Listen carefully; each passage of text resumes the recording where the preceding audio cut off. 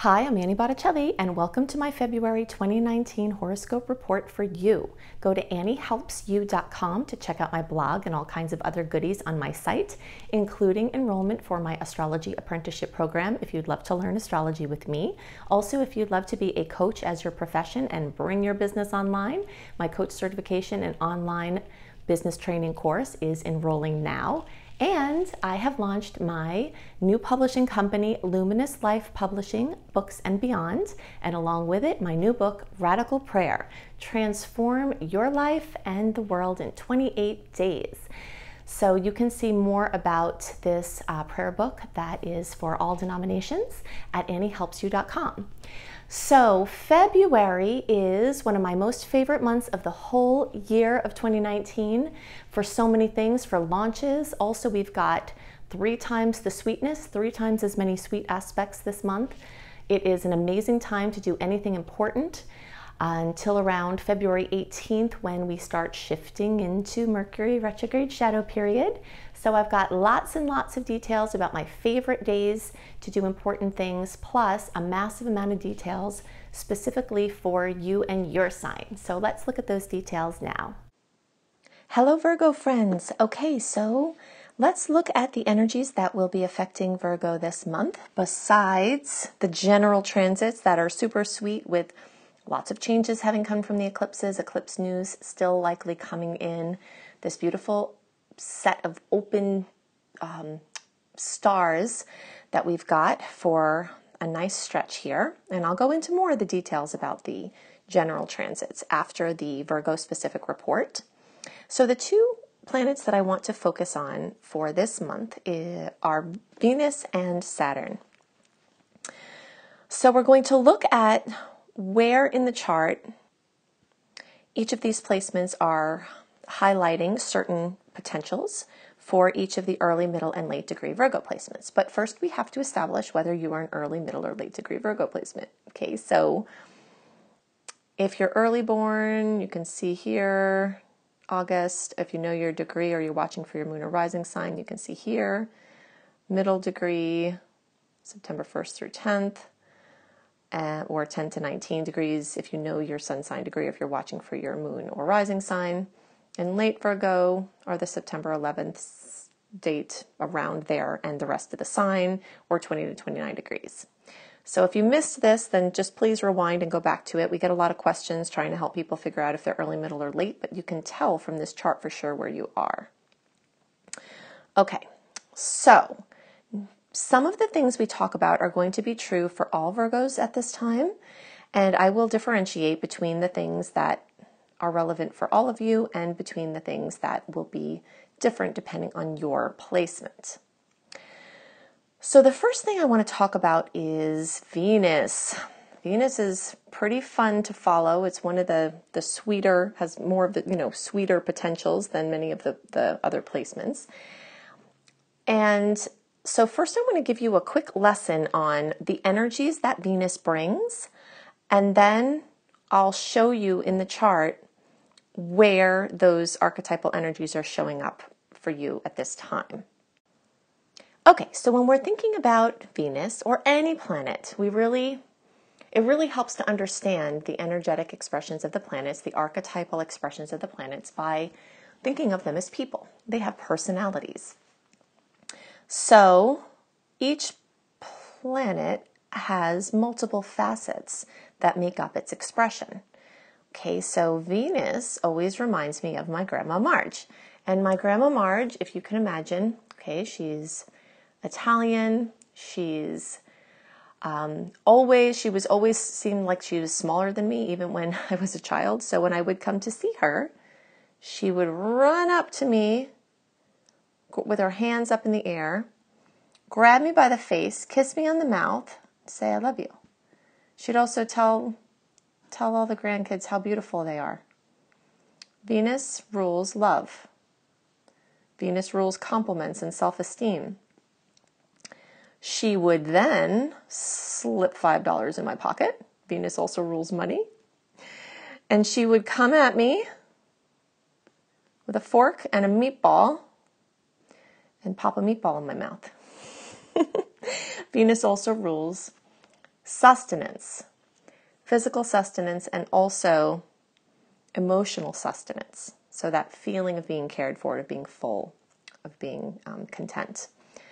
And it also rules aesthetics.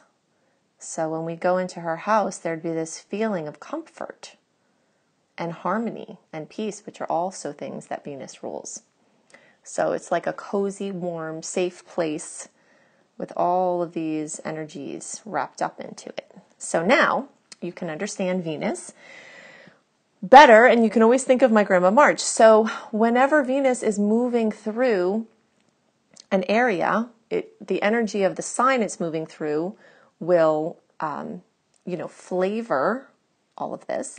And then, of course, the house that it's moving through will show the field of experience that Venus will bring these potential blessings to for the individual. Okay, so the house placement is going to be different for different people. And so we look to see what house Venus is moving through to see where these energies are having an increase in likelihood of manifesting. Okay, so now that we better understand the energy of Venus, let's look and see where it's affecting everyone. So early degree placements, you still have some time with Venus in the 4th house, but depending on your exact placement, very soon in the month, it's actually going to move over to the 5th house. Okay, so middle degree placements, you will have most of the month with Venus in the 4th house as well, but then at some point in the month, it will move over to the 5th house. And late degree placements, you're pretty much going to have Venus in the 4th house the whole month. And then it will move on to the 5th, getting into next month or towards the end of the month. Okay, so what does this look like then? Okay, we talked about the energies that Venus can bring, so let's talk about how to apply this. So since all early, middle, and late degree placements will be having some influence in the 4th house, let's talk about that first. Venus in the 4th house can bring harmony, peace, sustenance, money, and love to the home. If you are looking to have family gatherings or are working on family issues, this can help to bring resolution.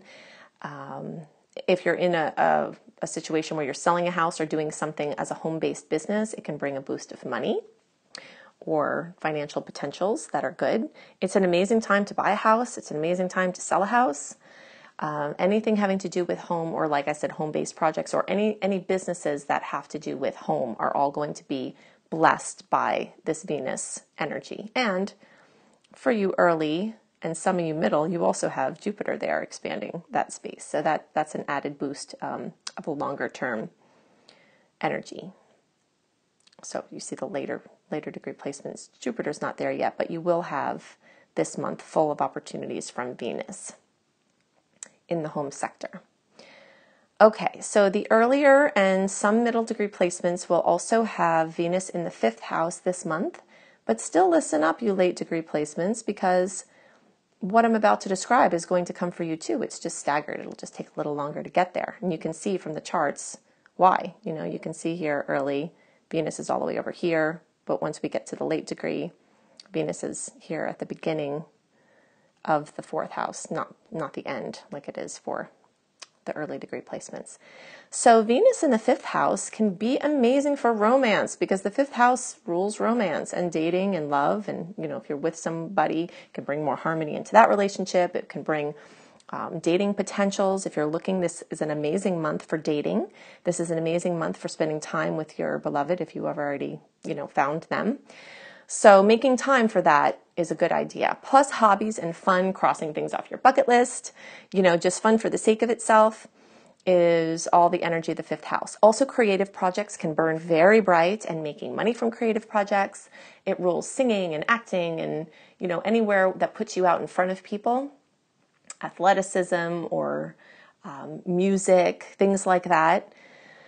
And since Venus is involved, not only can harmony come from this, but also money can. So lots of business opportunities or opportunities to make money from your hobbies, or convert your hobbies into business, or have launches for your creative babies. The 5th house is also the house of children. So it could have to do with children that you're trying to have or children that you already have. Okay, so that's the story for Venus, where my Grandma Marge is lighting up beautifully for you. Now I want to talk about Saturn, and Saturn carries a totally different energy than Venus. It's a outer planet, so it takes longer to move. So first I want to give you a little bit of background about the spectrum of how Saturn can manifest and the lessons that Saturn is trying to teach. And then we'll come back and show you exactly what Saturn's doing for each of you. Okay, so now that we understand more about Saturn, just bring this thing back here for a second, okay? Just bringing the early, middle, and late degree chart back in case you didn't catch it before. So you can just figure out really quick, look at the chart, see where you're at so you can understand what we're about to talk about with Saturn. Okay. Okay, so understanding the archetype of the Saturnian energy can help us understand the potentials that Saturn brings when it is moving through wherever it is in the chart for us. So every placement, every sign, every planet has this range of potential expressions from lowest to highest.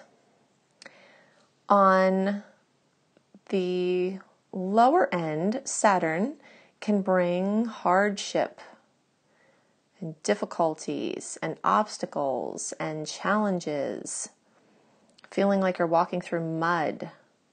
It also very often comes with the experience of pressure. Pressure always makes me think of the pressure necessary to make a diamond, because that's what Saturn's trying to do. It's not just trying to torture you, you know. Saturn is the taskmaster. It's stern. You can kind of just imagine. I always think of like a stern father or really grandfather, like a grandfatherly energy that's stern. The energy often comes with wealth, the accomplishment of the Saturnian path. It's a wealthy taskmaster, you know, stern and just sort of serious. So that it brings that energy. However, there is the other side. Okay, so the upper end of Saturn is that it can bring accomplishments. Okay, I'm going to just abbreviate accomplishments, fruition. It can bring things into form. So ideas, wishes, dreams that are up in the ethers, you know, just kind of in the clouds. It can like gel them into form. And so Saturn transits can actually be times of great accomplishment, recognition, and gelling, like coming together. Many people experience Saturn transits as some of the best times of their life in that area of experience it's moving through. So what makes the difference between this side and this side? Usually I have found it's unresolved issues from the past, because these planets will test weak links. And if you have a perception, if you have anything that you brought with you from your genealogy, from your upbringing, from past life, however you want to look at this, any of these levels, Saturn's going to test these weak links. And it's going to want you to apply the taglines of Saturn, which are hard work, persistence, consistency.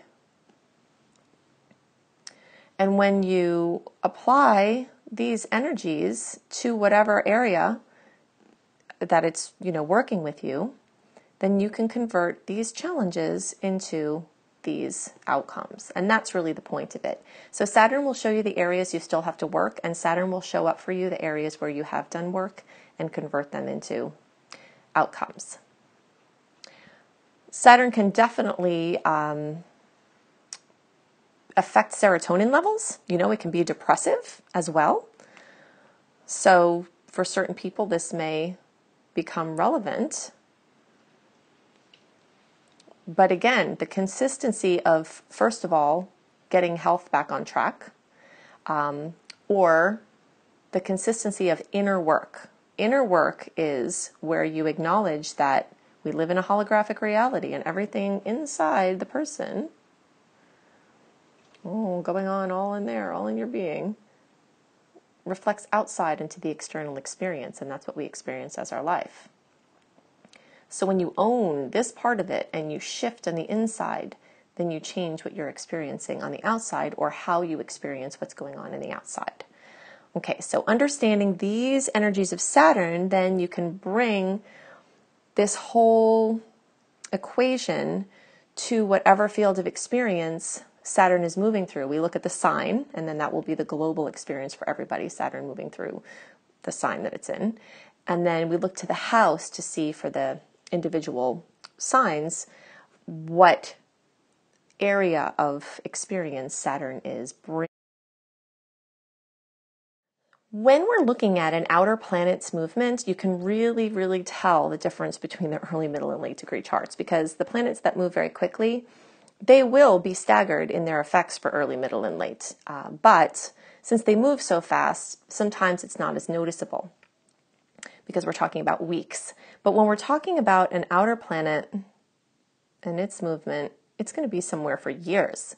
So when it gets staggered, it's staggered by years. So for this last year, 2018 into 2019, for early degree placements, has been in the 5th house. All right, we'll talk about what that means soon. I just want to establish where everybody is. For you early middle degree placements, you've recently started having, early middle and middle, you've recently started having Saturn affect your 5th house. That out of the way so I can show you this. Okay, see how it's like right on the line there? So it's just recently moved into the 5th house. Now, it is also true with these planets that take a while to move, because their orbits are wide, that you can feel its presence. Like when it's on the line there, you'll feel it in the 4th house and you'll feel it in the 5th house at the same time for a period of time. But now the middle degree placements, you're starting to have Saturn move there. And depending on your exact middle degree placement will depend on exactly where this is. But like I said, if it's anywhere in this vicinity on this line here, you're going to be feeling it in both places. But the late degree placements, and you can see this very clearly, like look at Saturn. Saturn is way still in the 4th house. And it's going to take a while to get to the 5th house. So the stories of Saturn that we talked about are still happening here in the 4th for some of you middle and you late degree placements. Okay, so just kind of a quick overview of how Saturn, the things that we learned about Saturn, how they can manifest for you. The pressure or the accomplishment, the big questions, the lessons, the obstacles are in the division of creativity, children, romance, dating, things like that. So for some people that will manifest as a relationship being solidified, or having to go through the hard work of turning a romantic relationship into a firm partnership. Saturn is notorious for helping us to work on something with somebody.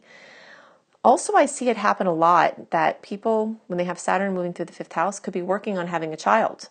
So they might be getting their bodies ready. Some people I've seen have had miscarriages during this time where there may be something that they need to find out medically, or the timing isn't right, and they're having to go through lessons or experiences or dive deeper into looking at the reasons why they're having trouble having a child. Some other people will actually have the child from Saturn being in the 5th house. So you early and middle degree placements, all these things I'm talking about, are current potentials for you right now, and it's coming soon for the later degree placements. Some of you later degree placements may be feeling the spirit of some of this from the 4th house, because the 4th house does rule home and family, and there could be some similar expression there. But specifically for the children, this 5th house. But many people will find out they're pregnant, have a baby, and this Saturn rules the hard work it takes to to take care of the baby. So there's also the thinking of a creative project as a baby. So if you've been working on getting a creative project out, you might be having to do some of the harder, less fun work. It might not be flowing as well, or you might have to be disciplined and kind of have some tedious aspects to the project. Saturn can represent that. But again, you're bringing it into form. So this is, very exciting. So it can be bringing pressure, it can be bringing fruition, and everything having to do with children, creativity, hobbies, romance, dating, etc. Some people find that they have more challenges with their children at this time, or their person that they're dating, or in their love life. But some people find that things start gelling in a magical way. Those are the two ends of the spectrum. Okay, so early and middle That's the story there for Saturn. And then you late degree placements, you have all of that pressure or accomplishment or whatever is going on there in the fourth house of home and family. When Saturn moves through the fourth house, it's also usually a very important time to get back in touch with the paradigms that were instilled in you from your childhood. This is a childhood house. It represents a part of childhood where we were, very strongly imprinted, and the patterns that we experience then are often ones that come up very strongly when Saturn is transiting in this area. And, that's for better or worse. So good things that were like imprinted in then could be manifesting, and accomplishment could be occurring.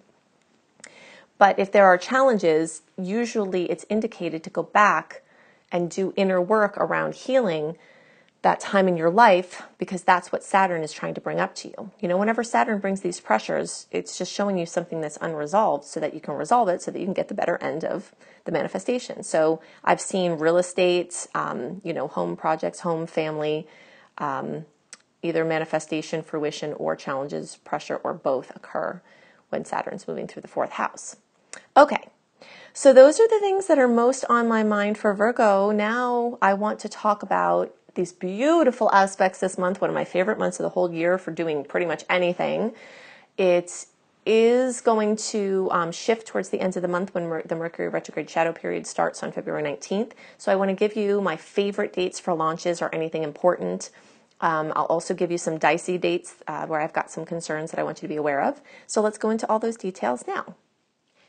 So the theme of the month for February 2019 for all signs is 3 times the sweetness. And that is because literally we have 3 times as many sweet aspects as we do challenging ones.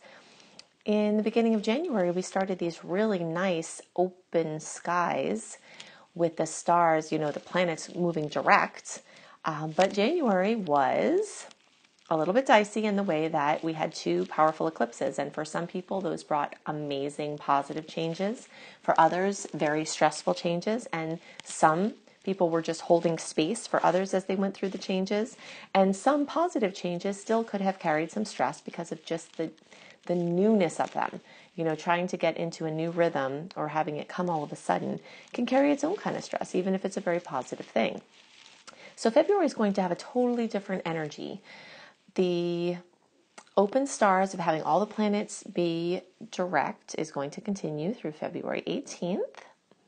So we've got all that going on. And then, like I mentioned, we actually have a massive amount of sweet aspects. We do have a second supermoon that is at its 1st degree. So this whole energy of clean slate is continuing. And that's just a very, major theme for all of 2019, actually, that's being initiated here at the beginning. I'm going to give you a list of the days that have sweet aspects and a list of the days that have challenging ones, and then we'll go into some more details. But definitely remember to go to my website, anniehelpsyou.com, and sign up for my free email newsletter to receive a written version of these general transits delivered into your inbox a month early so that you have them visually for planning purposes. Okay, and if you are already on my email list and you're not getting my emails, then definitely check spam, social, events folders, and move them into your inbox to get your inbox the message that you want them there. Okay, so the sweet days are going to be, let's just make a little list over here. And so the sweet days, these happy ones, are going to be the 1st, the 2nd, the 3rd, 4th, 7th, 9th, 17th, 18th, 19th, 22nd, 23rd, and 27th. Okay, the challenging ones, and as I give you these dates, remember that we often feel the energy of a transit before or after the actual transit, so don't hang your hat too heavily on the exact date. Just know that present and the days around these days are the transits. Okay, so the challenging ones, where we'll just kind of put Little guy having some difficulties there. Okay, so we have a challenging transit around the 1st, the 12th, the 14th, and the 22nd. And also in those days at the end of the month, there's, on March 1st, there is a challenging aspect, so you might feel some of that in the days at the end of the month. But in general, you can see a lot more sweetness there. And when you track this over time, you can really see a difference, like the mood of the month is very much directly affected by the amount of sweet aspects we have versus challenging ones. Okay, so let's just do a little summary of some of the major ones here, and then definitely go to AnnieHelpsYou.com to get a list of the rest and what you can experience with them. So on the 31st, I'm going to list the Saturn in Capricorn, sextile Neptune in Pisces again. Okay, so let's see. Saturn there. Neptune there. Because as you can see, like here at the beginning of the month, they're only a degree apart. So that aspect, that beautiful 60-degree angle, it's one of the most favorable in astrology, is still going to be echoing out for many days, even a couple of weeks, the first couple of weeks of February. You'll be feeling the sweet vibes from this sweet lineup. Whenever planets that are outer planets get together, in any configuration, they last longer than the ones that move more quickly. Okay, so you'll be feeling those sweet vibes. And in general, this is characterized by material gains coming from spiritual focus and pursuits, or artistic focus and pursuits. So kind of like a blending of the sides of the brain, a blending of the seen and unseen. Okay, so the next thing around that time, and this is one you really got to watch out for. Mars in Aries square Pluto in Capricorn. Okay, so we got Mars in Aries there. Pluto in Cap here. You can see they're at 21 degrees right from the beginning there. So they're matching. And that's a square. That's like a, we don't like that one as much. Now, it is true that challenging aspects can definitely spark something important. And for the seeker, we don't have to look negatively upon these challenging aspects, because they could sometimes give us the catalyst that we need to do something, or it could be a conflict that sparks a breakthrough. But as far as like your general safety, definitely be careful around those days, because it's just the kind of energy that could actually be dangerous. You don't want to antagonize a crazy person in the beginning of the month there. You want to be careful with your physical body. You want to guard your head, guard your bones. Okay, so now we start the sweetness spree. Venus and Uranus getting together on February 2nd. So we've got Venus here. We have Uranus here. Okay, so this is going to move into configuration with this. Venus rules love, beauty, money, self-esteem, design projects. Uranus is the great awakener, the great bringer of surprises. So in the days before and after the 2nd, sweet surprises are more likely. And of course, that's happening at the same time as that awkward, possibly dangerous aspect the day before. That's why I always say we have to remember, like, these are layers of a truth that are happening all at once. And if you're trying to plan a launch or doing something important, your personal experience is going to outweigh any date something is, quote, supposed to be good. You may feel the icky aspect earlier and then the nice one later. You just got to tune in. But if you know what's going on, it helps you to follow these things. And I see it happen all the time, that people who are sensitive, people who are empathic, people who are paying attention will tend to feel like, wow, something's up in the stars, And so you have your answers here as to what's going on. Another sweet aspect on the 3rd between Mercury and Jupiter. Where are the buddies? Okay, Mercury and Jupiter. I'm going to move into configuration there. So that is really great for anything important: communication, mobility, important connections, travel, could manifest in wonderful ways, having to make important purchases for devices or cars. I love this energy for that. Then we've got the new moon at 15 degrees of Aquarius on February 4th. So lots of sweet energy there. this new moon is also in a conjunction with Mercury and a beautiful aspect with Jupiter, which enhances it. Then the sun, on the 7th, the sun is in a beautiful aspect with Jupiter. So whenever anything is in a nice aspect with Jupiter, it's like benevolence, good luck, sweetness. So the sun will move there. And then, of course, these will be together as well. So that could bring important news, important connections. More sweetness and positive surprises on the 9th with Mercury and Uranus getting together. The 12th and 13th, this is one of those times to watch because this is where Mars and Uranus get together in Aries. So both of those can be a little bit aggressive, can be a little bit jarring. Aries energy can be a little bit physically, could be dangerous. So just watch your body. And Aries rules the head. So, and again, just don't antagonize crazy people. If you're driving, it's not the time to like make some sort of negative movement towards a driver that you don't like, and also things like not texting when you're walking, just paying extra attention in the days around the 12th and 13th because tensions will be running higher. So I always say you can prepare for these kind of energies by trying to rest, get good sleep, be relaxed so that when they come, you can kind of just navigate through them as a spiritual ninja. I always use the example with aspects like this, like if you're a grandparent and you have your grandkids coming to visit, you could either leave out all your white linens and all your white stuff, only to have the kids destroy them because that's just what kids do when they're playing, right? Or you can swap them out for the kid-friendly things and then have a rest-free time so that when the chaos and madness comes, that all the things that you want to remain safe are and you don't have to stress about them. So that's what I always think about when there's an aspect like this. Like if you know some stress is coming and you just kind of like, take your magnesium, take your B vitamins, you just have your coherence plan situated, then it makes it much easier.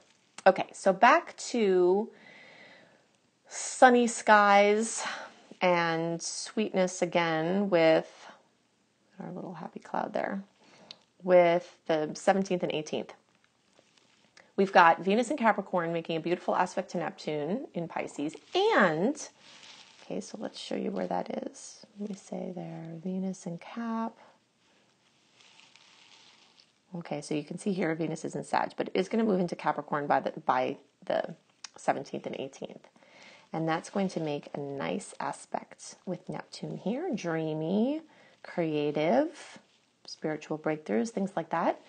And then the Sun in Aquarius is going to come together with Uranus at this point in a beautiful way. Okay, so that's later in the month when this joins into a configuration with this. But again, the 17th, 18th, just sweetness. I love it for important things. Love, money, idealism, romance, art, creativity, expression of every kind, action, motivation, inspiration are just all enhanced beautifully at this time. And then the full moon, that second supermoon of the year. Supermoon is a moon that is actually closer to us. When you look at it, you're like, what? Why is the moon so big? It's because it's closer. And of course, it exerts more gravitational effects when it's closer. So it tends to be more intense, more emotional. So do prepare for an extra emotional full moon. But for the most part, there are sweet aspects with this full moon, with 0, almost 1 degrees of Virgo on the 19th. So lots of wonderful things coming to fulfillment, fruition. Could be some drama. Some people experience negative drama at the full moons, but there is a lot of sweetness at this particular full moon. Moving along to the 22nd, we've got a square. That's one of our challenging aspect days. We've got a square with Mercury and Jupiter. And where are you guys? Okay, so Mercury is going to come and Jupiter is going to be in a square. Of course, Mercury is not going to be here at this point. It's going to move over there, and that's where the square is going to happen. But, communication, mobility, things like that, kind of getting a little pressure from Jupiter. Even when Jupiter has kind of like a challenging aspect, it tends to manifest in a softer way than the rest of the outer planets. So I usually list like just exhaustion for this one, like being overtired. And of course, if you're going because of all these sweet aspects and because you have this open window and because, the Mercury retrograde shadow period is going to start on February 19th, which is true, then you could be tired because you're trying to fit a lot in. And really, it is important to note that I love, love, love this month up until about the 18th or 19th. So we'll just say February 1st through the 19th, or we'll even just say the beginning of January, but since we're in February, we'll talk about this through the 19th here, is some of my best favorite launch times in the whole year. You will have other opportunities, but in April, Jupiter is going to go retrograde, and it's always nice to have Jupiter direct when you do important things. And then, of course, we don't have as many retrograde issues as we did last year, but it really is good to take advantage of this time. I know that I'm planning to just run it really hard until around this point, and then just start to roll in the backdrop again. Okay, so another sweet aspect on the 23rd. Actually on the 22nd, there's one that could go either way. Venus gets together with Pluto. So Venus will make it over here to connect with Pluto. And that, Pluto's intensity, and Venus is love and money and self-esteem and things like that. So that could kind of go either way. Some intense news or an intense experience with love or money. Could be an ego battle, something like that. Another sweet aspect on the 23rd, another sweet aspect on the 27th, and then on March 1st, we've got that square with Venus and Uranus. It's going to come over. Of course, you can't see the square actually happening here now because Venus will have moved quite a bit, and that's when it will come into the square configuration, which is a challenge. So those days at the end of the month, there could be, love spats, money issues, things like that. But remember that when we're talking about aspects like with Venus, usually it blows over in a couple of days. So it's not always a big deal. It might feel kind of stressful at the time. So these are the things that are most on my mind for the general transits. Really sweet month full of awesome possibilities, amazing for launches moving forward, some of the best stars of the year for doing important things. So definitely go to my website, anniehelpsyou.com. You can check out my blog. You can check out my astrology apprenticeship program if you love how I teach astrology and you'd like to learn for your own personal or professional purposes. If you'd love to be a coach as your profession and bring your business online, I can teach you how to do that. You can check out my coach certification and online business course, also at anniehelpsyou.com. Definitely check out my new publishing company, Luminous Life Books and Beyond, along with my new book, Radical Prayer, Transform Your Life and the World in 28 Days with these magical, powerful, super effective prayers and affirmations. So you can see that at anniehelpsyou.com along with all kinds of other goodies. If you'd love written horoscopes by me, you can check out my website, cozybysweetstarlight.com.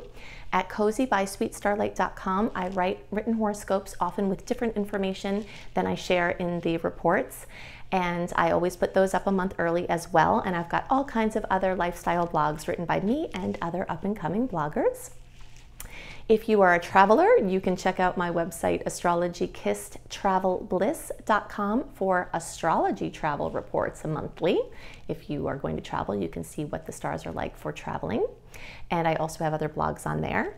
And definitely check out my husband's website, iamhelios.com, iamhelios.com.